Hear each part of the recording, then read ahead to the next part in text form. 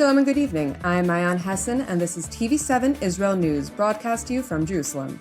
In today's top stories, hostilities along the Israeli-Lebanese front continue to intensify, while separate strikes reportedly target Iranian proxies in the vicinity of Damascus. Israel pledges to uphold freedom of worship during the month of Ramadan, simultaneously persisting its fight against terror. Russia hosts Hamas, Fatah, and other Palestinian factions in an attempt to rally all Palestinian groups behind one unified leadership. Hostilities along Israel's northern front continue to intensify. Rocket alert sirens sounded in multiple areas throughout northern Israel today, including the city of Haifa, where an incoming one-way unmanned aerial vehicle was successfully intercepted. And while the latter was merely one of well over 200 surface-to-surface rockets, drones, and missiles that Hezbollah and its terror affiliates have launched at Israel from Lebanese territory, the Israeli Air Force has repeatedly retaliated by further degrading the Iranian proxy's military infrastructure and targeting Hezbollah's field commanders throughout southern Lebanon. Meanwhile, over the course of 12 hours, unidentified aircraft targeted separate facilities belonging to Iran's local proxies near the Syrian capital Damascus. And while the Syrian military claimed that it managed to intercept most of the projectiles, all of the intended targets were utterly destroyed, and a number of Iranian-backed operatives were reportedly eliminated. Separately, the Damascus regime, per usual, blamed Jerusalem for ordering the strikes. In response to TV7's request for comment, however, the IDF spokesperson's unit did not confirm or deny its allegations of responsibility. In response to unfounded claims by the United Nations of looming prospects of famine in the Gaza Strip, Israeli officials stress that there are no limits to the aid being transferred into the battle-ridden territory, including via trucks and airdrops. These efforts are executed through close collaboration between Israel and a number of regional and global partners and allies. This collaborative effort involved Israel, the UAE, Jordan, Egypt, France, and the United States. We say again, there is no limit to the amount of humanitarian aid for the civilians in Gaza. After nearly 5 months of war against Hamas, we know that once humanitarian aid does get in, the terror organization Hamas takes over. Looting is also a problem.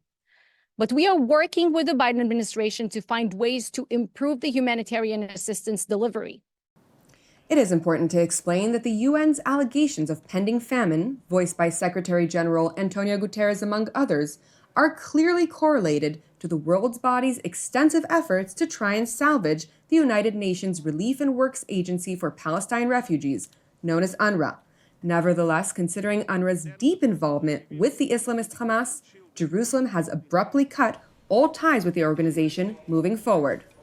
Israel is working with other aid groups, UN aid groups, agencies as well, to make sure that the humanitarian aid that is meant to go to northern Gaza will reach its destination, will be distributed to the civilians there. This is what we're doing. As you know, UNRWA is complicit, is in bed with Hamas. We've shown abundant evidence of this. Their participation, certain members of UNRWA, employees of UNRWA rather, who have participated in the October 7th massacre. You have UNRWA teachers who held hostages, according to accounts. And we've shown that, Hamas server farm was right under the UNRWA headquarters in Gaza. We know that UNRWA aid is found in the tunnels used by Hamas and many other examples of UNRWA's complicity with Hamas, their cover up for the stealing of the aid. I think we have enough of that at this point. So we are working with other agencies on the distribution of aid to the northern parts of Gaza, not through UNRWA. Tal Heinrich, the Israeli Prime Minister Office spokeswoman, further addressed extensive efforts by Hamas and other actors to instigate Muslim population in Israel and Palestinian-controlled territories in Judea, Samaria, and the Jordan Valley to violence during the month of Ramadan. Well, our goal is, of course, to keep other fronts, including Judea and Samaria, Jerusalem, the area of the Temple Mount, as calm as possible. We don't want to see another flare-up on another front. This is why the IDF and, we keep investing every day, a lot of focus, security focus on these areas. And it's unfortunate. It's very, very unfortunate that there are those who are trying to drag us to wars on other fronts. We certainly don't want to do that. We certainly will do whatever it takes to keep the calm, keep the security, make sure that Israeli civilians, if it's Jews, Muslims, or Christians, are safe, and places of worship, of course, should be safe. Jerusalem's top defense official, Defense Minister Yoav Gallant, also addressed the efforts by Hamas and other terror affiliates to spark hostilities in the so-called West Bank districts of Judea, Samaria, and the Jordan Valley, with particular focus on Jerusalem's Temple Mount. היעד העליון של חמאס בעת הזאת היא לגרום לכך שבהר הבית תהיה התלקחות, וכתוצאה מכך אנחנו נאלץ להסיר חלק מהלחץ ממנו ולהפנות משאבים וכוחות לכיוון יהודה ושומרון וירושלים. את זה אסור לנו לתת לו. And while Israel has an obligation to operate against terror where it may rear its ugly head, Minister Gallant stressed that likewise Jerusalem remains committed to freedom of worship. מצד אחד אנחנו פועלים כנגד גורמי טרור, ומצד שני חובתנו לאפשר את חופש הפולחן, ואני חושב שאנחנו נגיע להסדרה המתאימה שתאפשר את זה. The Israeli defense minister was also asked during the press conference whether he had any other comments about remarks made by U.S. President Joe Biden, in which he claimed that the hostage release deal was in fact imminent. אני קטונתי מלהביע עמדה על מה אמר הנשיא, אני מאוד מקווה שהוא צודק.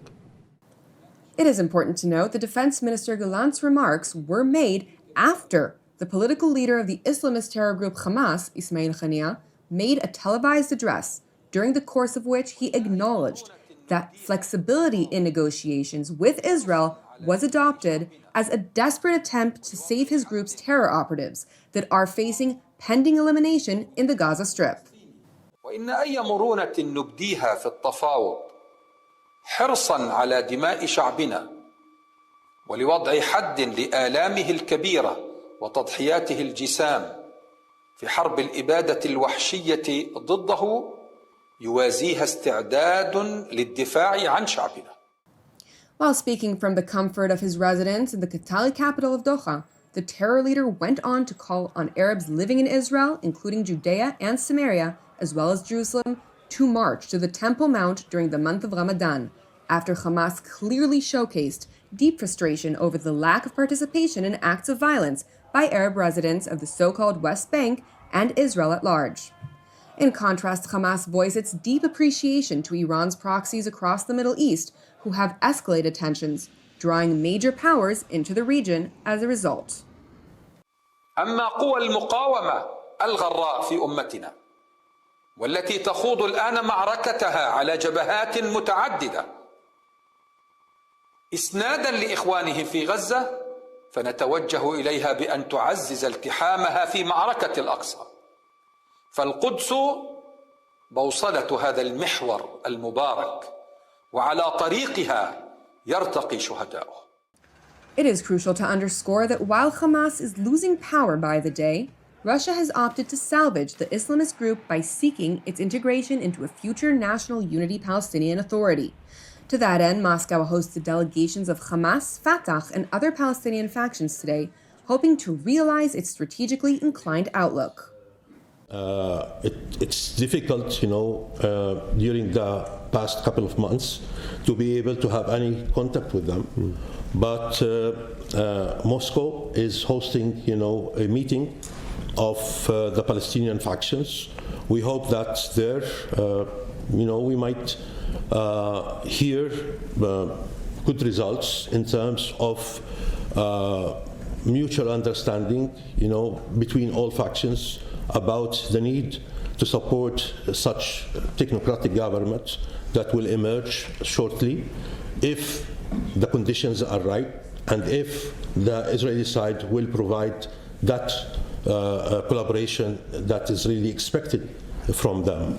Waiting to see what will come from Moscow. Of course, we don't expect miracles to happen in just simple meeting in Moscow, but I believe that the meeting in Moscow should be followed by other meetings, in the region soon, in order to continue with such collective efforts among all the Palestinian factions for the sake of Palestinian unity, for the sake of the Palestinian people, and how to be able together to confront the challenges that we do face as Palestinian people. Thank you for watching TV7 Israel News. Tomorrow, TV7 Israel will air our monthly Powers in Place strategic panel with Emil Owen as host, in which Jonathan Hessen will take part for the first time as an expert on the panel. Separately, TV7 Israel's At War update will be substituted tomorrow with an edition of Editor's Note, during which Jonathan will host two of TV7's all-time favorites, Dr. Rafael Bardahi and Colonel Richard Kemp, who will opt to discuss the latest developments related to the war against Hamas. Additionally, this weekend, we are set to include our monthly Middle East review and a new edition of Europa Stands. To help us continue our production, all of which is aired free of charge, please consider making a donation. You can do so at our website at www.tv7israelnews.com. As ever, keep praying for the peace of Jerusalem. I'm Jonathan Hessen, wishing you a Shabbat Shalom, and we will see you again during our upcoming TV7 Israel updates. Until then, Shalom from Jerusalem.